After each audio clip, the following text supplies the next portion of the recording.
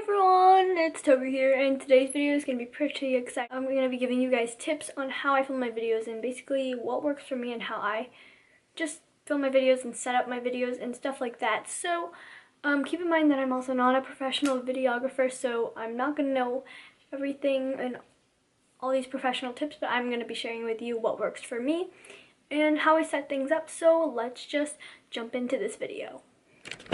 The first tip I guess I'm going to start out with is choosing your username.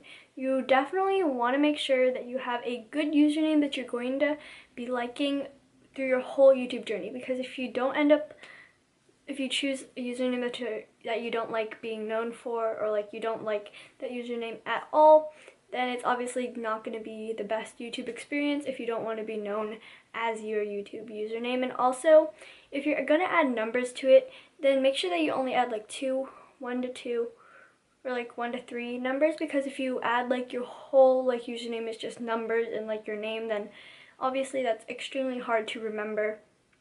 If you want people to like remember and be able to type your username in, it's going to be kind of a hassle to remember the specific numbers. So I just recommend doing something that's easy to remember and is kind of catchy. So that is what you should do with your username. Next thing, there's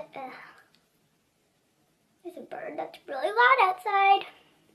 What else? We're just gonna roll with it. So the next kind of tip that I'm going to be talking about is social media. You want to make sure you have as much social media, like besides YouTube, social media websites as you can. I just use Instagram, and I do have a Twitter, but I rarely use that.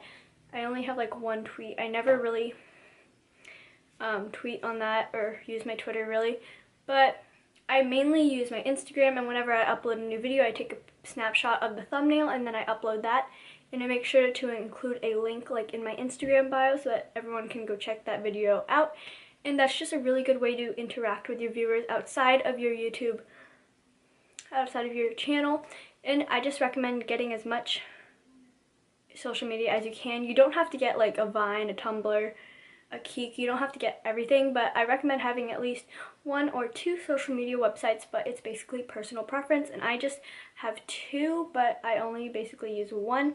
Sorry, there's a bird that's really loud outside, but just have as much social media as you possibly can. So the next thing that I'm going to cover is camera quality. For camera, you can definitely, if you're starting out with YouTube, you can use your webcam, and webcams are really inexpensive, or you can also use if you have a MacBook or if you have any laptop or anything like that, you can just use the little webcam that is built into your computer, and that's a super duper good camera to start out with. And you can also use your iPhone or your iPad. iPhones and iPads and just iPods and those Apple products just produce really good video for starters. And I used to use an iPad when I first started out with my videos, so that's what I would use. And then I started using a little point and shoot camera, which you can invest in when you start getting more into YouTube. That's what I used. I used a little Canon PowerShot SX200IS, which has HD quality, or really good audio, and it just has a bunch of settings. And sorry that my lighting, the sun, I am using natural lighting right now, so the sun is kind of going crazy. So sorry if it's like gets dark and then gets bright. Yeah, sorry about that. But any camera, like any iPhone, your iPhone is extremely good for filming videos. You can just kind of set it up, just like set it up. And you can also get a tripod mount for your iPhone if you wanted to just continue using your iPhone for video. I think that's a really good quality camera that you can use.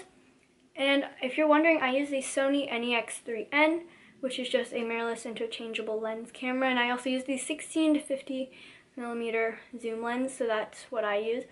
And now I'm going to get more into lighting. So for lighting, I'm just using natural lighting, but you don't have to use anything fancy like softboxes. I do use softboxes sometimes. If it's like nighttime and I want to film, then I use my softboxes, but if it's daytime and I have an opportunity to film, then I will use natural lighting, because I think it looks really pretty and a lot nicer than softboxes, because I feel like softboxes are really bright and kind of harsh, even though like they do have the reflectors over them. So I'm not really going to cover lighting, but you can basically just do natural sunlight, but you want to make sure that the sun is not directly shining in your face or into your camera lens, because that'll be extremely harsh lighting and you don't want it to be that bright and blinding. You just want it to nicely reflect off your face. And that is basically all I'm going to cover for lighting. And now I'm just going to cover the last thing, which is custom thumbnails.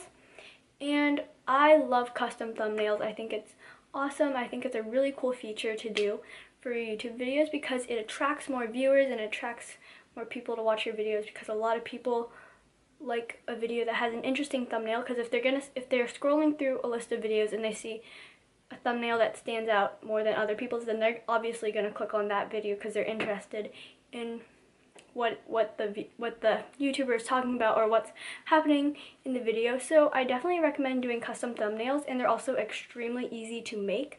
I just use some programs that come with like my MacBook, so that's what I do personally. I just use PowerPoint, and then you can drag pictures, and you can drag, like if you're doing a makeup tutorial, which I don't film videos about that really, but if you're, say for example, if you're filming a makeup tutorial, then you can you can make like a collage, and you can put like different pictures of the products that you use, and you can also put a picture of what the final makeup look will be, and then that will attract a lot of viewers. And I just think custom thumbnails are just a really good feature and just are super awesome. So that is the last thing that I'm going to cover. So that is basically the end of this short little video. I hope you guys enjoyed it, and make sure to give it a thumbs up and favorite it and share it and do whatever you want, and make sure you hit that subscribe button down there, and I will see you guys in my next video.